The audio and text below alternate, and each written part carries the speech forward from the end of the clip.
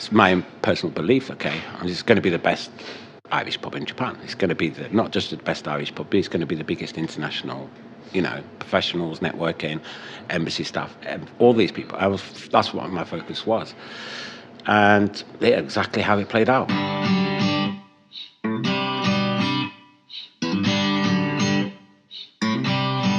Okay, we're about. Maybe I'm a bit quieter because I'm a bit more nervous. Okay. I'm not used to. It's No weird. worries. I can talk to you normally in Right. front of you, but then as soon as a mic comes, You get a microphone, it's like, right? Yeah. Well, I noticed that too. I was filming in Akasaka the other day with a friend who's a professional videographer, and he's doing a commercial. Okay. And he wanted me to do a pan of the temple. And people are just walking by, and they see the camera, and it's a big camera. It's not like an iPhone or something. As soon as they see the camera, they all freeze. Yeah. And so it takes a minute, people get comfortable, and then all of a sudden you forget that the microphone's there and you're just talking to me. So we get in our own little world. So anyway, Eddie, thanks for doing this today. I really appreciate it. Yeah. So proprietor of Craic, an Irish pub in Tokyo. And we were talking outside just a second ago, and have to apologize. I called it Craic for like 2 years. Yeah, people do that. Yeah. And then somebody corrected me, it's Craic. Yeah. And then I, of course, had to go to the internet and say, okay, what does Craic mean? And so maybe you can fill me in, because I've got a fuzzy definition. It's more like fun or news or. Yeah, it's pretty much what it is. Yeah, Okay. it's more of like a terminology of saying I'm going out for the crack. What's the crack? Okay. It's used in a lot of sentences in Ireland. Okay. Yeah, and I was saying before, and it's already stale. It was like in Ireland, it's having fun. In America, I mean, you can have fun with crack, but Yeah. you can also go to prison. So Yeah. Exactly. yeah.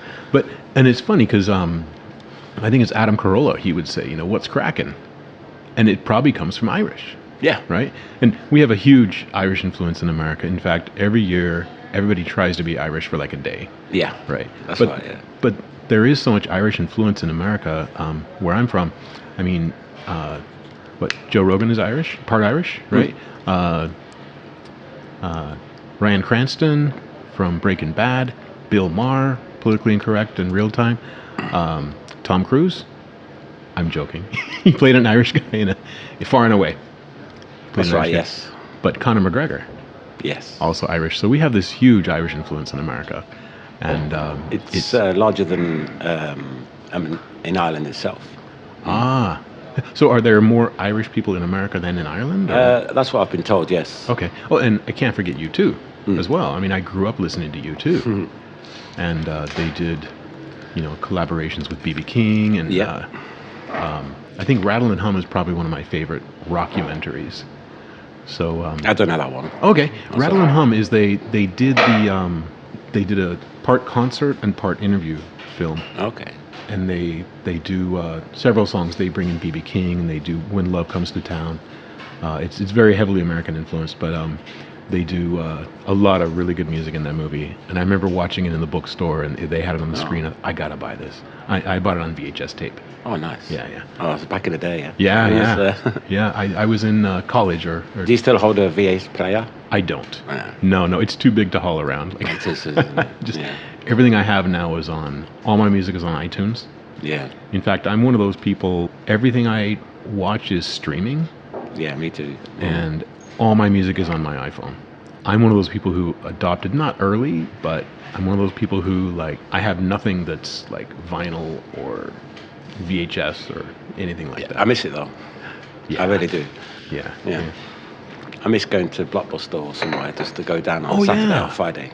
Oh, and you see the people have talked about the ritual of opening up an album, Yes. and you see the pictures, right? Yeah. Like, what was your favorite vinyl to listen to or to look at? Vinyl, it was just leaving when I was getting raised. Okay. So it was just going into CDs, but I think it was like Now 12. I think Okay. I had a vinyl of Now 12, yeah. Then we went on to tapes, and Yep. yeah. So tapes was kind of my era. Okay. Yeah. And my problem with tapes is they're great. You can fast forward, Yep. and you still have two sides of the album, which we don't have anymore No. when it's streaming. And albums were like The Who. It's, with Tommy and all the different records, and U2 is one song leads into the other, and one finishes, and everybody in the car starts singing the next song already. Yep. Right? I miss that. I do. Now, I made a mistake one time. My first iPod, I put it on shuffle, and I hated it. Yeah, because you just don't know what's coming next. Yeah, you don't. And the algorithm. So my music tastes are so weird that I listen to U2 and Van Halen, Metallica. And, well, if you like Metallica, you probably like Slayer or Megadeth. And I just want to hear Master of Puppets. Yep. So, tell me how you got to Tokyo. So my sister was living here at the time. Okay. Yeah, she was out here. I was in the event industry in the UK. So okay. I was doing nightclub events. Okay. Mainly for students or for weekend trades.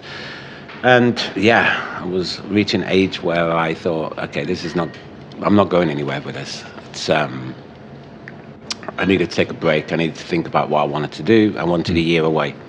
So unlike America, England has an option of going to anywhere, not anywhere, but a lot of countries for 1 year. It was set up a long time ago with the government, because originally we had it with the Australians and the New Zealanders, anywhere, the Commonwealth. Yeah. So working holiday, right? Oh, okay.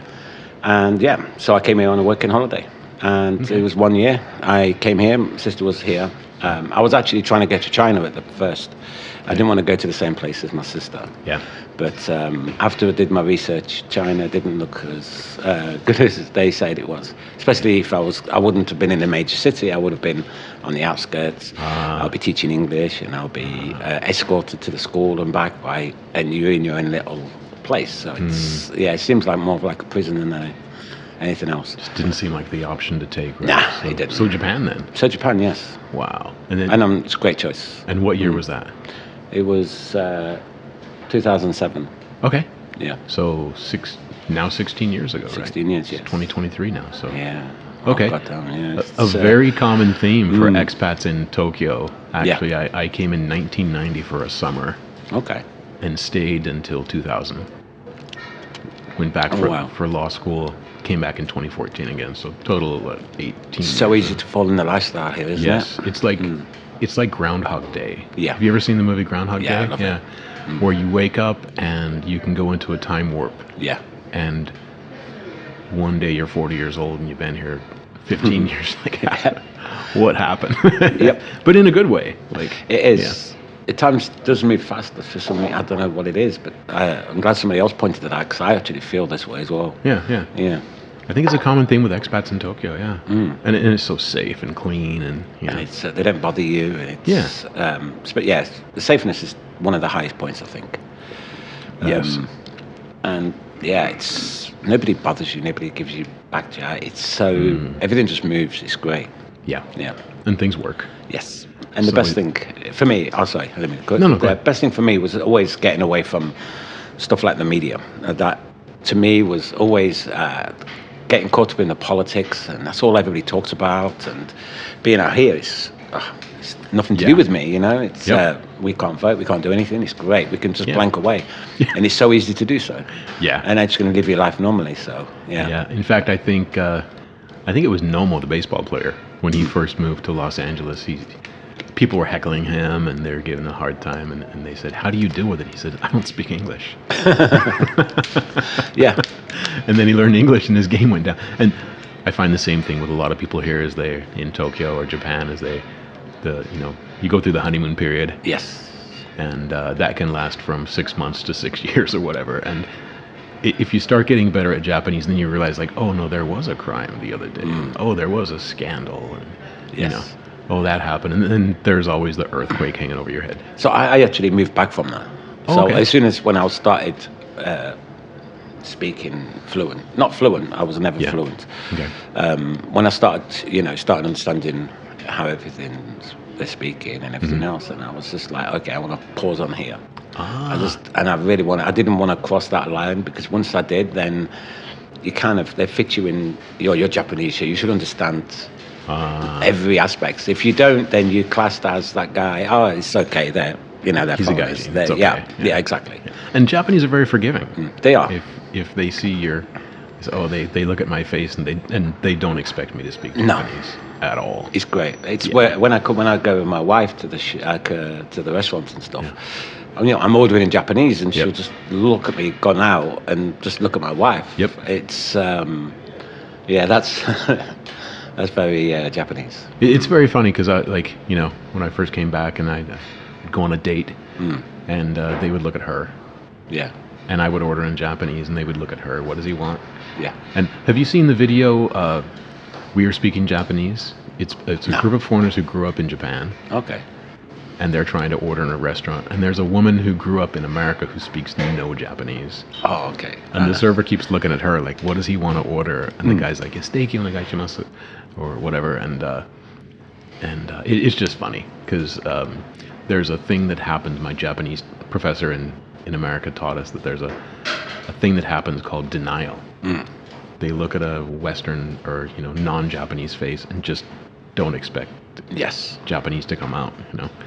Whereas if I were to tell an immigrant or an expat in America why your English is really good, that would be offensive. Because it's just kind of expected, right? Yeah. But you hear that all the time. Nihongo jouzu desu ne. It is. Yeah. But I've actually been to restaurants and stuff with Vietnamese, and they still, again, look at the Asians. Yes. And I feel the weight on their shoulders because I used to have staff who's Vietnamese or Thai, and I still have a Thai girl, actually. But they all have that expectancy of speaking Japanese. Yes. As a matter of fact, I heard if you're Chinese or Korean, you have a much better chance of learning Japanese. Is that right? Because people will just speak Japanese to you. Okay. In fact, I was with a Korean colleague. He's fluent in English and, of course, Korean. And we were at a dinner, and the server kept speaking to him, and he doesn't speak any Japanese. He just speaks very little Japanese. Okay. And he kept looking at me, and I would answer, bring him a beer, and, steak medium rare, and they would look at me. And just, I don't know, I think it caused this cognitive dissonance in the brain of the server, because here's a Korean guy, they're speaking Japanese to him, and here's a white guy, and the white guy answers in Japanese, and the Korean guy answers in English. I do like it sometimes when you arrive at the shops or something like that, and they you can see they don't expect you to speak Japanese, but then when you're ordering in Japanese, and it's more pleasant for them. Yeah, and then they get a little relieved, and sometimes then they forget that you're a foreigner and start just speaking to you. And that's when it throws me. You get right into me anyway. Yeah, and that's when I get lost, is they start throwing out expressions or something I'd never heard. Especially now with all the tourists as well, they just assume you're a tourist. That's right. Oh, I got a story. I was going to the Imperial Hotel for a business meeting. I'm in my suit. I got my briefcase. I don't have a suitcase. But the taxi driver comes up, and the bellman runs around the back and opens up the trunk, looking for a suitcase. And I've just got a suit. It's maybe autumn or something, or spring, and I got my suit on. I got my briefcase. I got my phone with me, and I jump out of the cab, and he says, and the bellman looks right at me and says, "Welcome to Japan, sir." I was like, "Hey, thanks. I think I'd been here 15 years at the time." Yeah, thanks, man. So I think we're kind of in this state of permanent visitor, almost, and then that's fine with me. I don't want people to expect me to be Japanese, because the culture and the business manners and all that stuff is so deep. I'll never get it all right. It is. I don't think it will. It's for me as well. Yeah. When I deal with Japanese, not clients are easy. Customers, I should say. But when I'm dealing with the retail side of dealing with the clients and stuff, it's very hard, because they're all mapped, and they're all speaking exactly how, and I've got to reply exactly how it's been scripted for them. It's a script, right? Pretty much, yeah. Each scenario is a script, and like phones and everything. It all feels like you have a certain language or a certain way of speaking, and it's really difficult. Luckily, I have a Japanese guy, and I do try and at least have one or two Japanese-speaking staff. So tell me about Craic. Okay. How did you get into this gig? And so at the time I was just finishing up. I was doing all my inspirational, motivational speaking at the time, and I felt like I wanted 1 year challenge myself, and I knew a Japanese guy who was investing in these kind of things. We talked and blah, blah, blah, and he was going to open a Irish pub, and I was going to come in and help him. Okay. And so long as it was beneficial for me, I was going to give it a year and see how it went, and had something for myself to say, okay, this is what I achieved. Through the motivational in a space, in inspiration, I should say. So that's basically how I came about Craic. Okay. I prolonged it actually coming here at the beginning, and they got a Japanese person in at the time, and it went all wrong. Yeah, it went totally wrong. But then a few months later, I came and turned the whole place around. I just believed it. Okay, this is it's my personal belief. Okay, it's going to be the best Irish pub in Japan. It's going to be not just the best Irish pub, but it's going to be the biggest international. Professionals, networking, embassy staff, all these people. That's what my focus was, and exactly how it played out. I had 100% belief in it, and exactly how it played out. Never questioned. Never questioned anything. I never doubted it. I never had any negative thought towards it, and it creates that atmosphere, and of how a pub should be. Yeah. And everybody always goes, why is it different? And I always say it's the owner. It's the you go into certain places and you can feel the owner's presence. Yes. And you walk in some places it's cold, and especially if you're having a like a hub or something, and you're putting a manager in place, it's different feel to it because he doesn't have the passion towards it. He hasn't got his own emotions caught up in it. The investment, yeah. I've never invested in this, but I do get the benefits from investing. Yeah, well, from I mean, the emotional investment, the time and all that stuff, you can tell. Yeah, so it's the presence, and because it is a fun place to come to. Thank you. In fact, I've an Aussie friend. He was on the podcast. Nathan Lynch. He's an author, and when he was in town, I said, "We got to go to Craic." Oh, nice. And we were joking about cryptocurrency, and I said, by the way, watch this. I'm going to pay with Bitcoin Cash here. So, and that's how we met. The Bitcoin Cash meetup. It was, yes. You have a lot of meetups here. We do. In fact, when I came in one time last year, there was a sign that said meetup. And I walked over, and I didn't recognize anybody. And I said, is this Bitcoin Cash? They said, no, this is another meetup. Wow, okay, you guys have got a good connection. The meetup, no, actually, the meetup was my own thing. It's my own side thing I wanted to do. Oh. It was a weekend, so... That's why. Yeah. So Monday to Friday, this area, I'm not sure if people are aware or the listeners, but it's a business area. Yeah. So it's very Monday to Friday. But I've got a pub. What do I do on the weekends? Yeah. And so I went out and set up my own meetup. It's called Global Friends. Okay. And it's actually, I've got a couple, but it's We Meet Up, Global Friends, and Friends of the World. And and so I set it up. I hired a host to not show it's my place, that I'm, using Meetup or using the apps it's a separate event. Yeah. And spent enough time and effort to make sure it's successful, brings the money in, and it brings an atmosphere and customers on a Saturday. Yeah. And it's always an eclectic group here. I've like you said, embassy staff, foreigners, Japanese, different meetups, international friends, Bitcoin Cash, all that stuff, and that's why I like bringing people here outside of the meetup. Like I said, I brought my Aussie colleague here because I knew we'd have a good time.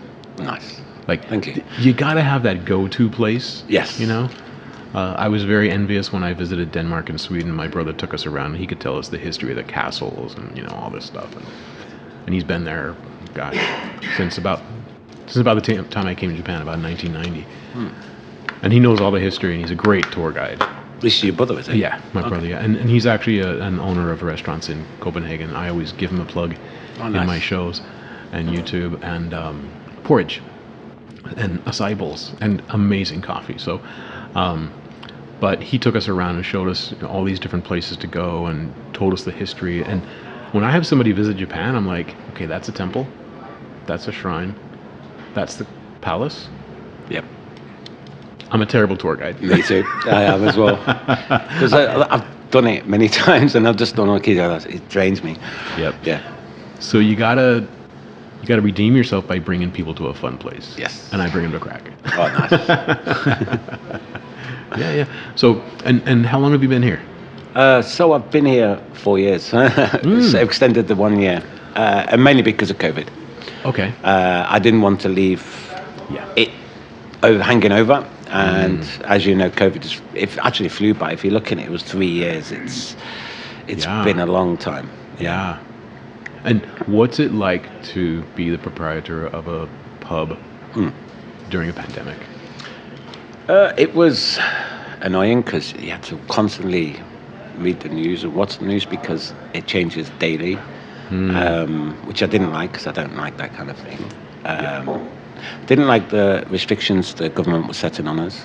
It was hard that we had to put plastic in front of everybody and put masks on, and they're allowed to pull the mask down to drink and stuff like that. But then I heard it wasn't gospel. It wasn't a law. It wasn't anything. It was just, could you do this? Yeah. So we did. That's what we made sure everybody would still feel comfortable in the environment. We had to, with it being ground level and we had upstairs, we had to oblige to the government in some way. We had little things that we did to make sure the customers keep happy, and we still had the events and stuff like this. You know, the shopping got very difficult. You know, convenience stores here are a daily thing. It's like in the States, you're driving down the road, you got to get gas. You go to 7-Eleven, I'll get a donut. You know, when I pay for my gas or whatever, get a coffee or a 10-year-old hot dog. You know, but in Japan, it's a daily thing. You can send your mail. You know, you can send a package. There's an ATM. They have beer. They have sake, wine, cup of noodle, all that stuff. And a big piece of plastic between you and the worker, and we're both wearing masks. And it's like a Mr. Bean sketch. Yes. Because you go in and they say like, and I put my ear down and I get closer and they move away because they're afraid. And then I say like, can I get one of those? Can I get a coffee? And so I'm a smoker, and you have to say the number. It was like, it was a challenge. Yeah. It still is. Some people still choose to wear a mask when they come to the bar, and the staff generally can't hear. They can't understand what he's trying to say. Yeah. Oh my gosh. Yeah, still happens. Yeah. But most people, when they come in here now, I think everybody's they don't wear masks. Even if you look recently, I mean, we're not a place that are strict. A lot of the places are strict. Even the government now are trying to say, don't wear them. You don't need to. But for some reason, nobody in big corporations, they don't want to take that responsibility. So they're still keeping it in float. So therefore, everybody's... I think a lot of it's about liability, I'm guessing, because, by trade, I'm an attorney, I'm a lawyer. And so all we do every day, all day long is mitigate risk. Yeah. And so I can see their point where no corporation wants to be the one, like, let's say we have 10,000 employees and I'm the CEO or the board director, and I say, okay, nobody has to wear a mask anymore. And a month later, somebody gets COVID. Yeah. And, okay, hey, this idiot at the top told us we don't have to. It's all his fault. Yeah. And then it's in the news. Yep. And reputational damage, all that stuff. So that's why everybody keeps wearing masks now, even it's relevant. Yep. And I mean, we're looking out the window right now. It's a nice sunny day in Tokyo. And it's beautiful. 99% of the people you see come by, even in a car by themselves, running, are wearing a mask. Yes. Cycling. It's, Yeah. I wanted to get in shape. I wanted to do the opposite. So I tried to get in shape during the pandemic. Okay. So I joined a jiu-jitsu dojo. Oh, nice. And didn't work out for me. I broke a rib the first lesson. And got the x-rays to prove it. But you had to practice with a mask on. Oh. And when somebody's trying to strangle you and you got a mask on, you gas out like twice as fast. I can imagine. But it's good training, But you're also training with some of the healthiest people. And I was pretty confident that nobody was sick. And so I would go to, like, after I healed up, I would go to class, But the gym today, still, you're on the treadmill, and there's a sign right in front of you that says, unless you're drinking water, have your mask on. So Really? So nobody really wants to be the one to say it's okay to take it off. Yeah. But Exactly. when I'm out with a group of foreigners and nobody's wearing a mask and Yeah. people see us, every once in a while, the people around us will relax and take theirs. I'm always wondering what the Japanese are thinking when they're seeing a bunch of foreigners not having a mask. When they come in here and nobody's having a mask, they take it off. We're happy, and I can see them sitting with their work colleagues. Yeah. I mean, they're working literally side by side with a mask on all day, and then now they're in the bar where they can and they're yelling, not even speaking, they're happy and laughing, and everything's going around, and it's good to see. It's good to see that once you've told them, oh, you don't need to wear a mask, all the guards down, and they can just be themselves again, like it was 3 years prior. Yeah, and it's because I think about before, like in the 90s and even the last decade, you get on the Yamanote line and it's thousands of people, all bunched in together, no masks. No masks. Summer, you're sweating. At night, it smells like sake and sushi. Like you know, but the trains are still running on time, but for the most part.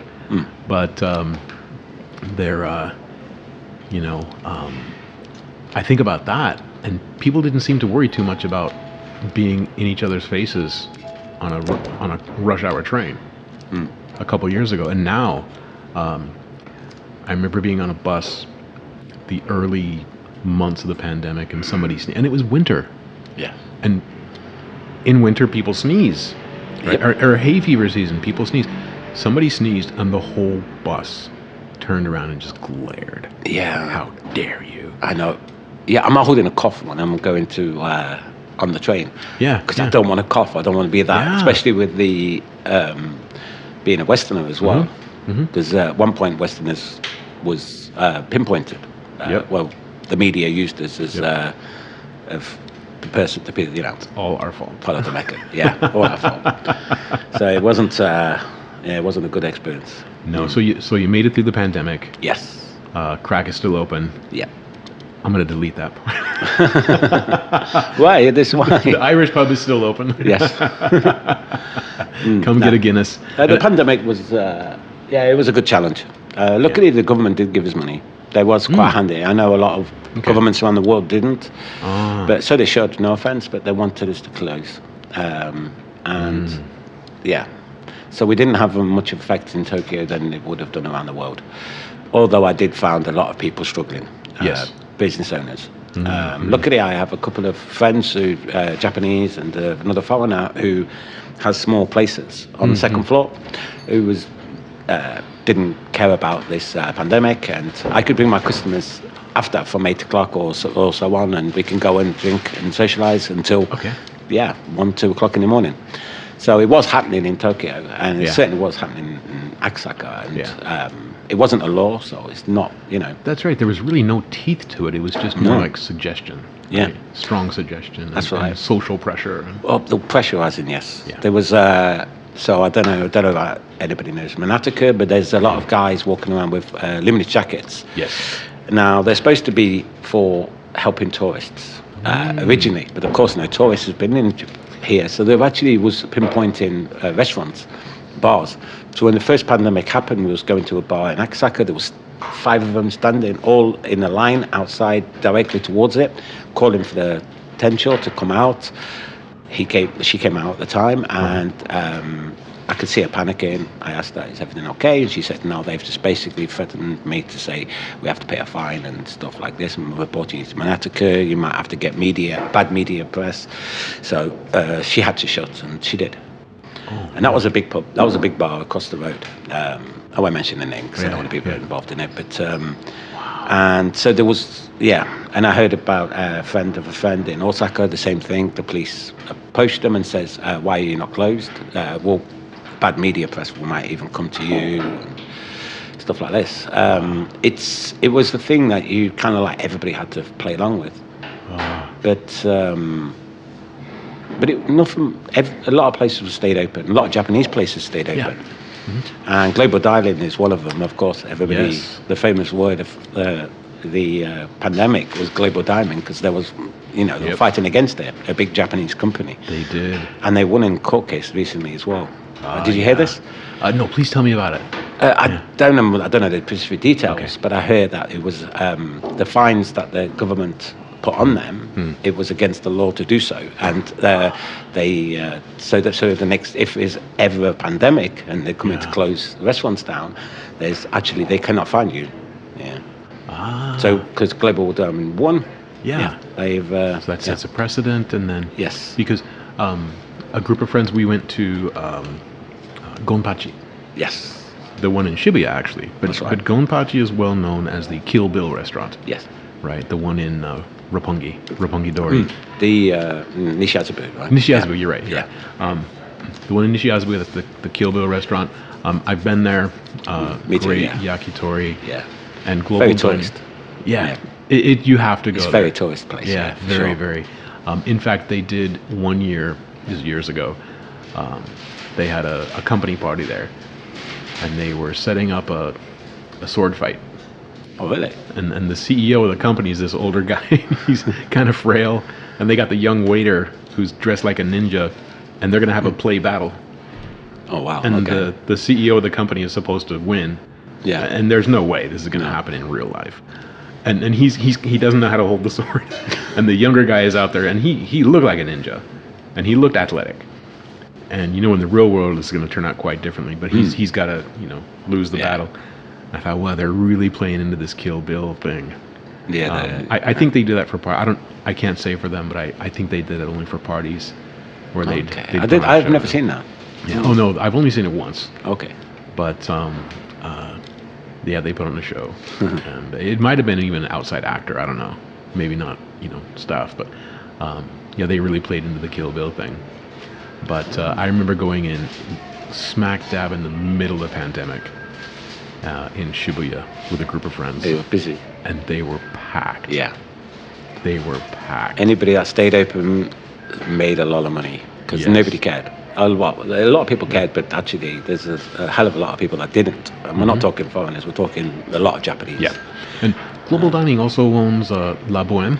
Yep. And I'm probably saying that wrong. I used to call it La Boheme, but French don't pronounce the H like Americans. I think it's La Boheme, and they have one in Azabujuban. That's right. And if you walk past there, it's kind of like got the reddish neon lights, and you walk past there, it was always packed. Yes. During the pandemic, so. Local places stayed open. So around my area, certainly was a lot of people stayed open, and there was packed solid inside. Kind of like they have to show they obliging, but then it's like, I just want to go for my beer and socialize. It's good. Well, if you think about it, are there enough enforcers for all the millions of people in Tokyo, right? And thousands of restaurants. It's like, yes. I mean, there are those horror stories, the people standing outside saying, "Do you want to get bad press?" But there are also the places that were just packed. Yes. And people just didn't oblige, which is never law. It was never in law. It was just people, actually crashing their own companies just by obliging. Yeah. I felt for them, but hearing more news back home, I kind of happy that I was in Tokyo over the pandemic.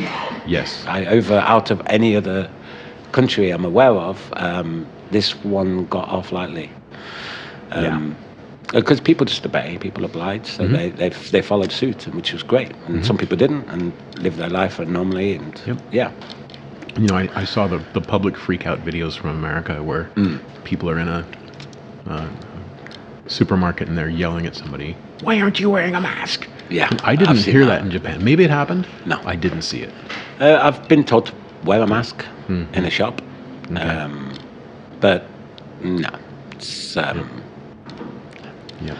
I'll wear it for the train. Only because, not because I do believe in the mask, I just don't want to be, I don't care what people's opinion are for me as well. Gaijin gets a bad reputation, for foreigners I should say, if people are not aware of Gaijins. Foreigners get a bad reputation, and they'll easily paint everything with the same paintbrush. Yes. So I certainly don't want to be the one who's not compliant in a sense. Exactly. So I'll do it for the subway. Yeah. And I realised nobody sits next to you, especially in the pandemic when it happened. It's like, wow, it was 16 years ago. Yeah. Because when I first arrived, it was that was the case. There was a few foreigners here, and it was all a new thing for them, and it was an exciting time at the time. Oh yeah. Well, I've told Japanese friends we're sitting on the train or the subway, and I've got an empty space next to me, and the train is packed, and a group of people come in, and they walk up, and then they look away, and I say to my Japanese friend, I say, "Watch, nobody's going to sit next to me." Yeah. Like, oh, you're just that's all in your head. No, it's not. You're It's, misunderstanding. Every foreigner had the same experience, and it's certainly not. I just don't think it's more of not getting close to something they don't understand. If not, it's nothing. I don't think it's racist. I've never seen that kind of racism. No. No. Well, it's fairly unknown. Yeah. And people are afraid I might ask them something in English. Yes. Is this the train for Shinjuku? They don't know I've been here 18 years. I don't have that neon sign on my face like he speaks Japanese. Yeah. It's quite the opposite because if you're in New York City, people are just going to speak English to you. They're not even asking, do you speak English? We're English speakers. I've got some great staff working for me, and they're all from all over the world. Yeah. From Morocco. I've got people from Colombia, Thailand, right? Colombia, Mexico, Netherlands, and Italy, and they all speak at least 3 languages. Wow. And every English person I know only speaks one. It's so bad. So you know what they say? A person who speaks 2 languages is bilingual. Yeah. A person who speaks multiple languages is a polyglot. A person who speaks 1 language, American. Okay, yeah, you have the same say then, yeah. We do, yeah. We do. So let's move on from the pandemic into something a little more exciting. Okay. You do inspirational speaking. Yeah, I did for about 2 years. Okay. Yeah. Please tell me about that. It's something I'm still studying, and I'm trying to work and write a book at the moment as well. No, it was something I was about 10 years ago. I went down a couple of rabbit holes, and it woke me up,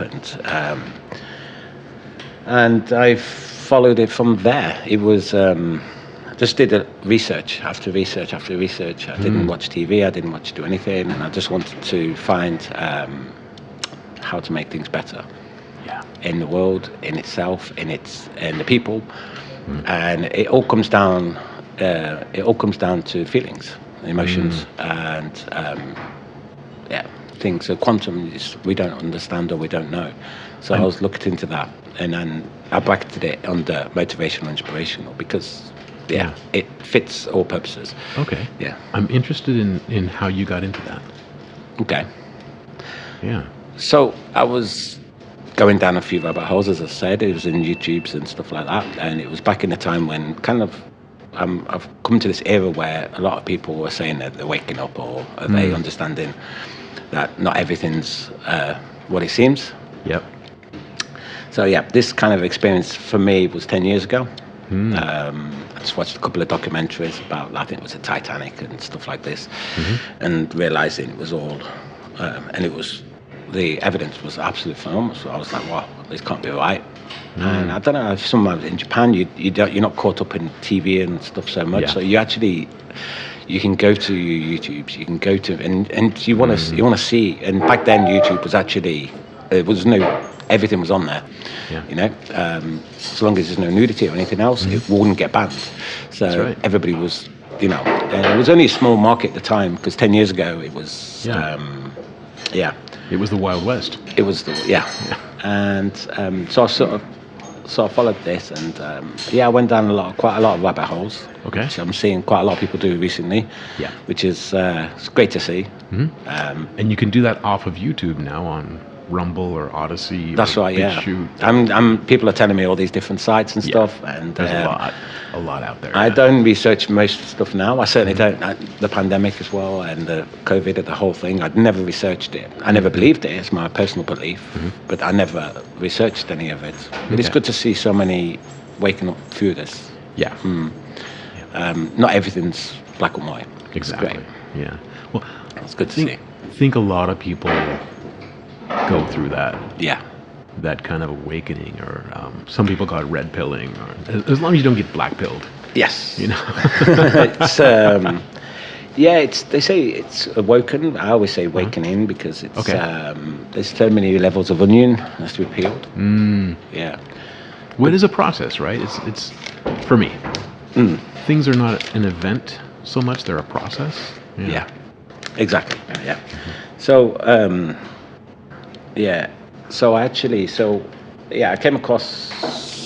So I was doing a lot of researching, and I came across Matsumoto. Do you know this guy? I don't. So he's passed away now. He was a scientist. He was a scientist who was studying water. Oh. Yeah. And he went out and he was freezing water. He was at university, freezing water and looking at the crystals.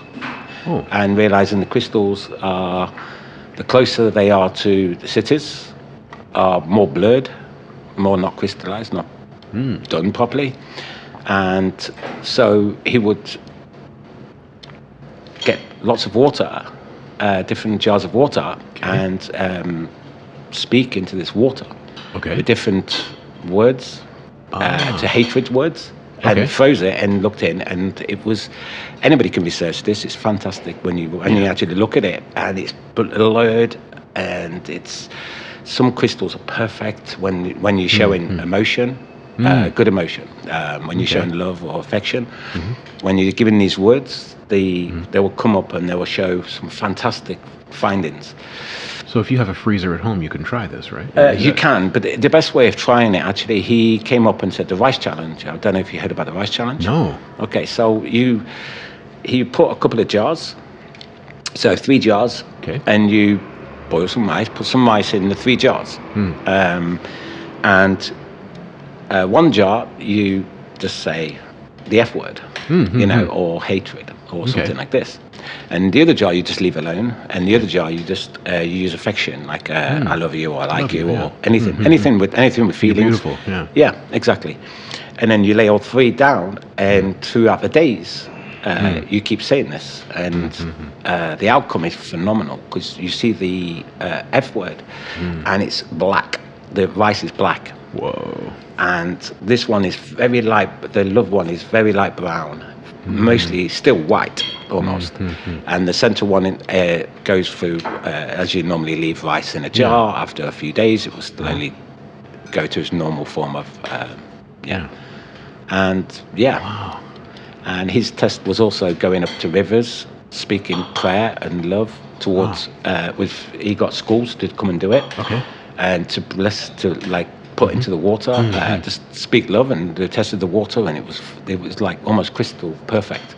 That's interesting. So I think, and with our bodies having so much water in them, how much damage and affection we're doing to ourselves by just being in negative or. So I followed it from there, and that's where it all came about. Yeah. So I have a natural tendency towards. I don't want to say natural. Sorry. It's an easy tendency towards negativity. And growing up in a small town, I'm not used to crowds. Okay. And so it's easy for me when I'm in a crowd to say, hey, stupid, get out of my way, to myself. Yeah. Under my breath or just in my mind. Oh, you stupid, get out of my way. And then I read somewhere, I heard somewhere, I consume podcasts like every day. So I can't remember where I heard it, but apparently the subconscious mind cannot tell whether I'm talking about you or me when I say stupid or F you. It's mirroring. Yeah. So if this negativity is ricocheting around my body, and I'm telling the world that they're stupid or ugly or whatever, and I hate go back to you. Yeah, I hear that. Yeah. It doesn't do anything to them. Yeah. It's like a famous one is smoking, non-smoking, and why people can't quit smoking if they keep saying no smoke or not smoking, because they don't. Your subconscious mind doesn't know no. It only knows smoking. I don't smoke. It doesn't know no. I heard. Okay, great story. I heard this. A Japanese guy said, he did not really an experiment, but he kind of accidentally came across this where he had his child and he gave him a glass of water and said, don't drop it, don't spill it. Yeah. And he goes and spills it. And he spilled the water. And then he said, kirei ni motte ne, like carry that to the table. Yeah. And it did perfectly. He didn't spill it. Yeah. Same thing happened to my daughter. We was in a hotel and was picking up all these free stuff what the hotel provided in the basket, and there was a razor there, and I was like, my wife probably needed that. So we got it, and I was like, don't touch that, it's dangerous. And that day, she cut her finger. She went and played with it. Now, we got razors in our house and everything else. She never touched it in a second. But once I brought it to her attention, she wanted to do it. Yeah. She wanted to touch it. Wow. Yeah. Wow. That's a lot to think about. Yeah. Isn't it? Yeah. It's. Yeah. I frequently hear. This happens to me so many times. And this is why I do this podcast, is I hear people say things and I... it gives me a lot to think about. And fortunately, during the editing process, I listen back and I hear things again. It's like, wow. Yeah.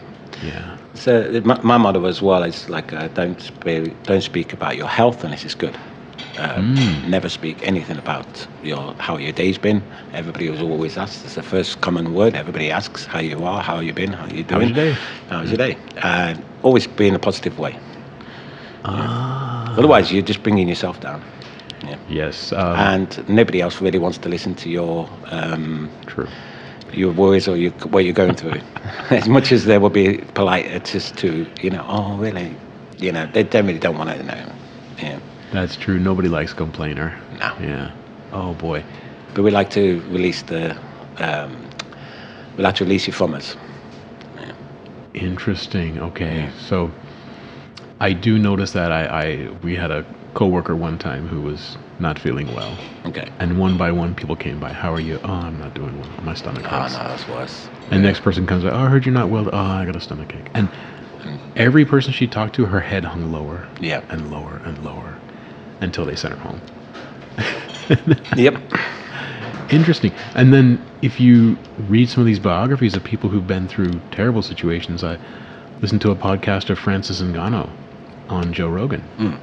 And he talks about these horrific experiences he's been through, and he's one of the most positive people you ever listen to. He's not complaining. No. He's actually training and a world-class fighter. So is it a decision? Are people born with a certain disposition? No, I don't believe so, no. Yeah. I believe their family has that certain mindset or certain way of life. They let circumstances take to a set, and they don't challenge themselves, or they don't have a positive outlook on life.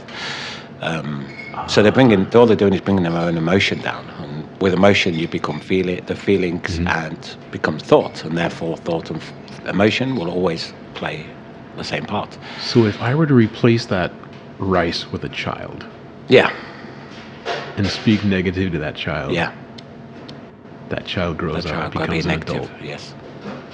Yep. Interesting. There was once again, don't remember where I heard it, but they interviewed a bunch of men in prison in America, and a common theme of all of them was when they were young and they were maybe antisocial or whatever, which basically a lot of teenagers are antisocial. Yeah. A common theme was that they were told, if you keep acting like that, you're going to end up in prison. Yes. And I was always... You're planting the seed. Yeah. And I was always told, grow up, finish high school, finish college, get a good job. Okay. And eventually I did. And I was never told that I'm going to end up in prison. And I didn't. So... I've never been told that as well. Yeah. So family. Yes. Right? And... just little things they play on the word, and it really does work. It's and it's a mental thing that will stay with us for most of our life. Yeah, because it's a trauma that we have. It's not a big trauma, but it's a little trauma that's in the files of your brain that's always going to be there. So how do we counteract that then? You counteract it purely through visualization. Okay. Visualization, positive thinking, and everything. I mean, to fix your body, you have to be in a positive state. You don't want to have your body is not at ease, or dis-ease, I should say. Dis-ease. Yeah, right. Exactly. And it's all about positive. Okay.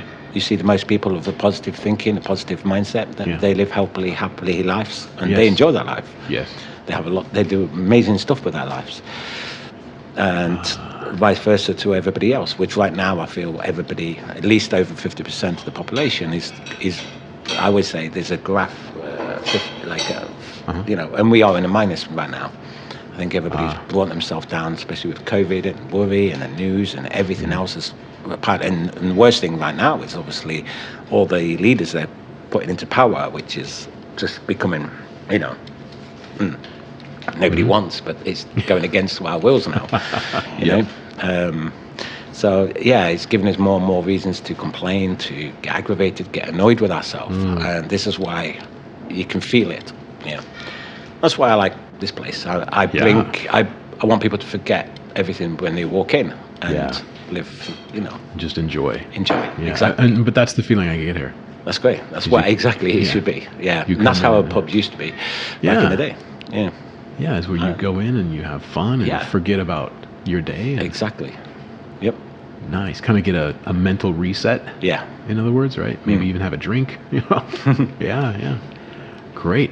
So, are you doing any speaking? You're writing the book now. So I've looked after the place over COVID. Now I've come to the point where I'm moving back into inspirational, motivational speaking again. I'm doing more research. I don't really need to do the research. It's more the contents than anything else, because research I'm aware of, you know, most things of how it all works with inspirational anyway. I just need to find ways of helping people the best way I could. Yeah. Great. And as far as Craic, do you have any social media you want me to put in the show notes? No. Okay. Not at all. No, I'm not there yet. Okay. But I don't like social media. Okay. I don't. Well, as I say, I just don't like Instagram or Facebook or anything else. And so for yourself, I'm guessing the answer is you don't have social media. I do. You do? Okay. Due to work, yeah. Due to work, okay. Yeah, I have to for this place. And for my events, I set up for the meetups and stuff. Okay. Do you have a place where people can get in touch with you or get in, find information on the pub or? You can Google. Google or DuckDuck. Yeah. DuckDuckGo it. Anything. DuckDuckGo it. Yeah. I'm glad somebody else knows DuckDuckGo. Yeah. Oh yeah. Because you get vastly different results. You really do. You do. You really do. And I find on different video platforms, I put my I say YouTube, but it's on BitChute, it's on Rumble, and YouTube. Oh, nice. Yeah. And so if you go to Rumble and you search something, you'll find completely different results than you will on YouTube. Yeah. Yeah, it's the algorithms. Yeah. It's a thing. It is. It's a thing. Yeah. So I think we covered it all. And let's wrap it up. So as far as finding Craic in Tokyo. Yep. You want to search Craic. Yes. Right. And maybe put Irish pub That's in right, there, yeah. right? If you actually put Irish pub, we're one of the top 5 that pops up in pubs itself. Okay. Yeah. It was one of the 5 on the algorithm. Luckily, we've bumped ourselves up. Okay. Good. Was there any SEO magic in that, or not at all? It was all people leaving good comments and giving us a lot of feedback. Yeah. That's it. I got to do that. I think TripAdvisor and what else? Any of them, it all works. It does, okay. Because I only leave a comment if I've been there and I've had a good experience. This is the power of social media. There was a bakery near me, and I did a short video on them just for free because I wanted to try out my video editing chops. And I put a comment. I said, hey, and it is a good place. Friendly people. It's called Bonjour Kometo. It's in Mita. And a couple weeks later, I get this little notice when I open up my email. It says, this has been viewed by 1,000 people. Oh, wow. Wow. Just one comment? Yeah. Oh, nice. Just one comment. And was it Google or? I'm going to say Google. Okay. Yeah. So I forget what they call it, but on Google Maps. That's right, yeah. I'm a trusted user or something like that. Because you've commented a lot. Yeah. And then I put when Hibiya Midtown was coming up, that big building there used to be a post office there. And I took a picture when it was under construction, and I just labeled it Hibiya. And that's got about 1 million views. Wow. and I don't even know why. No. But but it's not something that most people would think of adding a picture on Google. And so I think I was just saying, oh, there used to be a post office. Not many people do it, and they're trying to encourage people to do it, and therefore, yeah, and it had like 1 million views. I was like, how? Why? Yeah.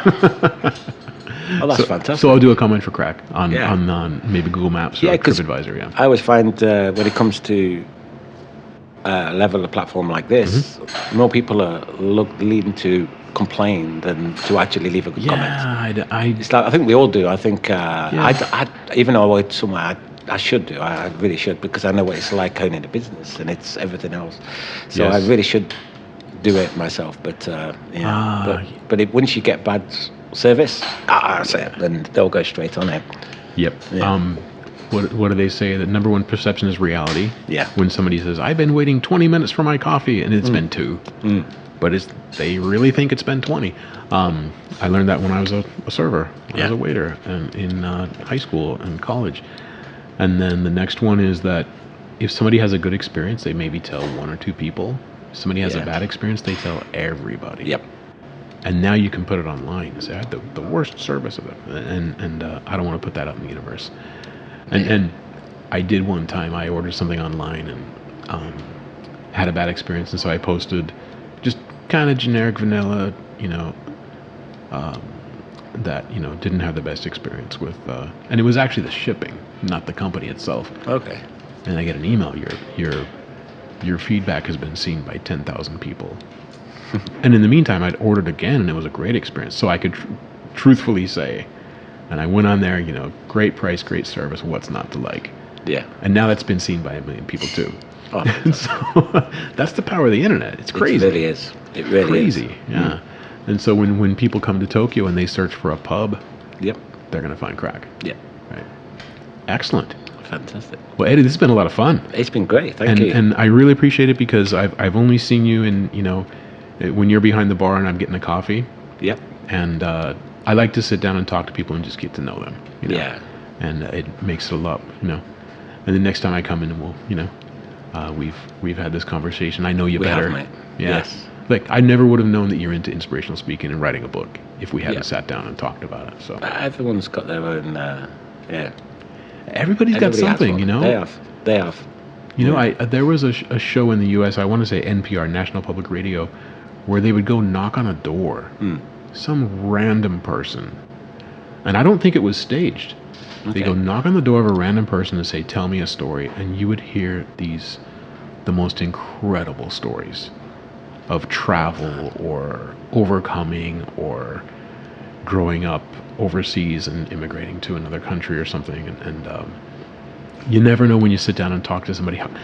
People are fascinating. Everybody's fascinating. It really is. Everybody's got something. Yeah, it's fantastic in this way. Yeah, and that's why I do this. Is like I get to know people. Yeah. We sit down. There's just the two of us. There's like, we're in Craic right now. Yep. And there's traffic going by. There's the wait staff in the background. If you can hear that, that's totally cool. It adds to the atmosphere. Yeah. But I really like, because we're talking about these. You can get 1 million views with a review. But I think the one-on-one conversation is so special, and it's so rare these days. So I appreciate it. That's why podcasts work. Right? Yeah. And I appreciate you being on my show. And thank you for inviting me. All right. Cheers, mate.